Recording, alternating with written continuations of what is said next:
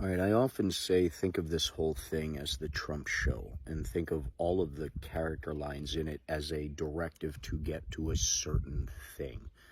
The distractions are what bring us away from that certain thing. Now the big distraction is the Epstein files.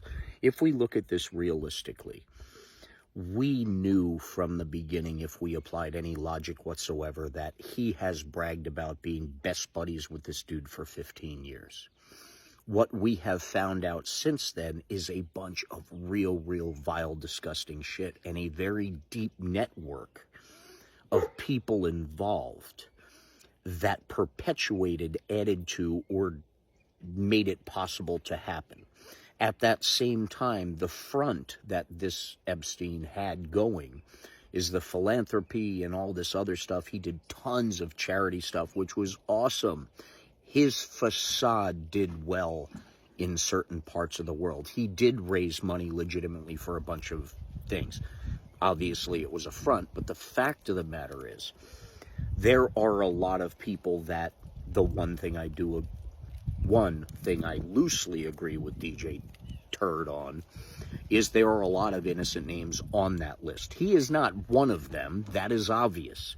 There are already tons and tons and tons of documented examples of him being part of this.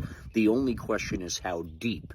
Now, as we're finding out, as of mid-July, that the DOJ, that was promising, everyone in Trump world, all the Congress people were demonizing all of these people on the Democratic side, Clinton and Obama and Biden, and, you know, Biden kissed his granddaughter, so he's a pedophile, so he's on the list. All of that bullshit for years and years and years, and finally they have access to it. And they say there is nothing, zero, nothing, which means every single time they look their constituents in the eye, Congress, Senate, presidents, any MAGA wearing a freaking hat that yelled at people over the Epstein files, and don't worry, he'll release him, or anything defending Trump in the Epstein files, is now looking like a big freaking idiot, which they're recognizing. We've known it for a while. But, yeah, so they can't go back from that. So Trump has to be in a position in his fake presidency, in his infomercial, to have enough power / backup / whatever not to need his voters anymore. So he will shit on them. Like Elon Musk. He shit on him because Elon Musk's contribution was pretty much over. Okay, it doesn't matter if he makes up with Elon Musk. They're doing a lot of business. They're still bros behind the scenes. It's all part of the show. This is all written drama by a real bad screenwriting team.